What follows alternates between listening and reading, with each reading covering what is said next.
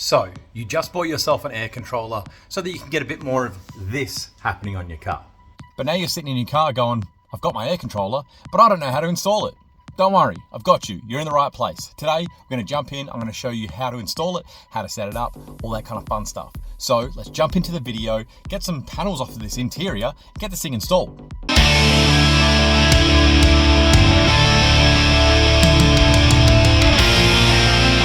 All right, so what we got here, ASC680, the controller everyone's putting in as this, brand new, looking lovely. Now, we've got all the plugs that we need. This one is super easy.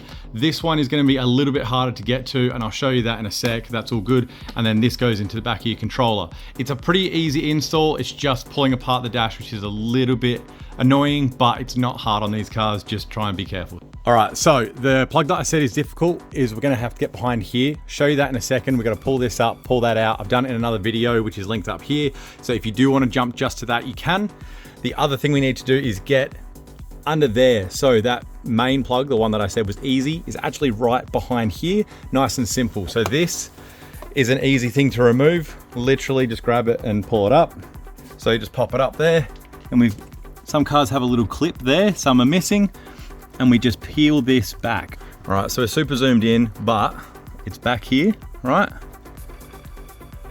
That little box there, that is your air controller. So essentially what we're gonna do is unplug those 3 plugs. They will plug into here, and then we're gonna plug these 3 plugs, right down the bottom, that one in the middle, that one at the top, straight into where the original plugs came from, right? So you're just essentially putting this in its place, and then we'll run that to wherever you wanna run your controller, right? I'm actually gonna mount it the same as mine, because my mate here wants to run it exactly how mine is, so I said I would do that as well. And then this piece, we'll run it along this cable. So what I'm gonna do, we'll plug it in there. We're gonna run it up and under here. We're gonna pop his in the ashtray like mine, and then the other piece goes up behind there. So let's plug this first piece in, and then I'll take you on the journey to get access to the other one. If you're finding this video helpful, or you just enjoy my content, please consider subscribing. It's completely free, and it really, really helps the channel. The subscriber count is what all the companies look at so that we can blow this thing up, get some sponsors, and get some bigger, better builds. All right.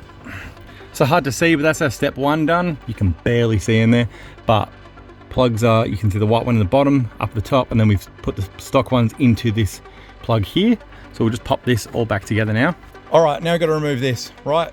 Few little steps. I'll go through it verbally, but if you do want to watch the video on it and get really detailed into it, the link was in the video earlier.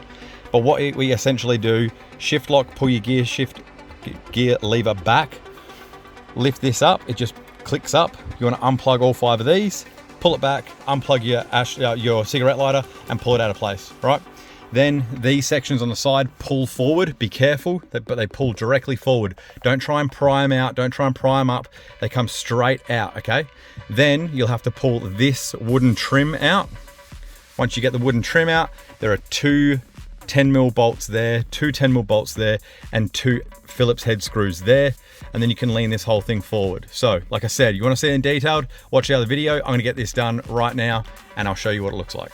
All right, so I'm just pulling this out at the moment. I'm halfway through, and I was like, I wonder if he's got the spring, because I've never seen one with one, and he does. I'm so jealous. Oh man, someone find me that part number, please. I want to put mine in like that. That's sick. Oh, and you got a lid to it. Oh.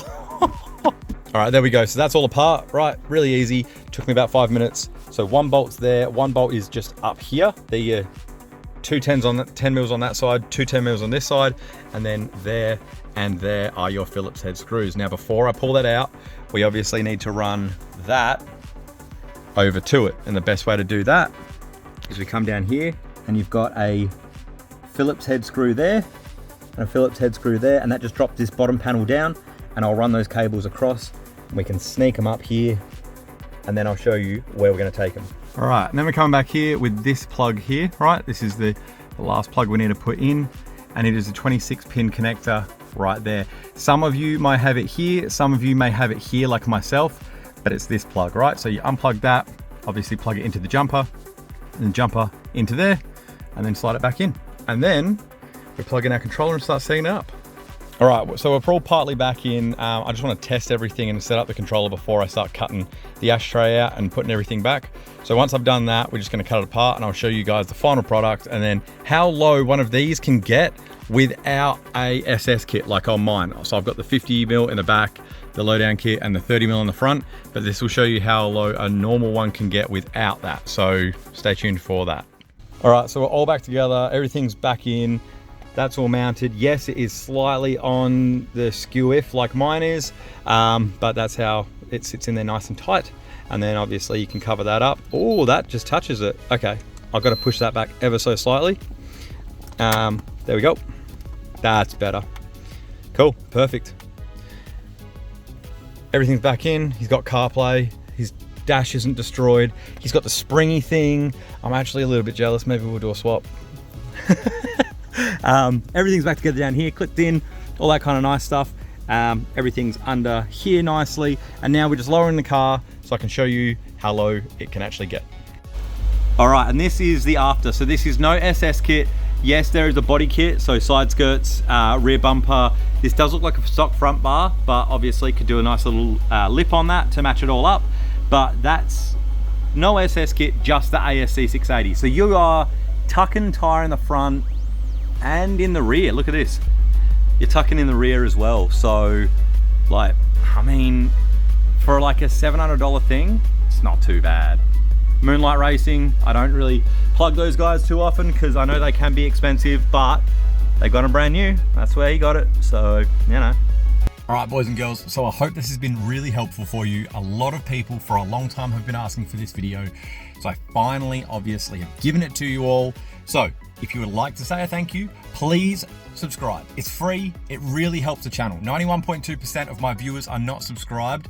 I know it's not really a thing. A lot of people click on the subscribe button, but you have no idea how much it helps me.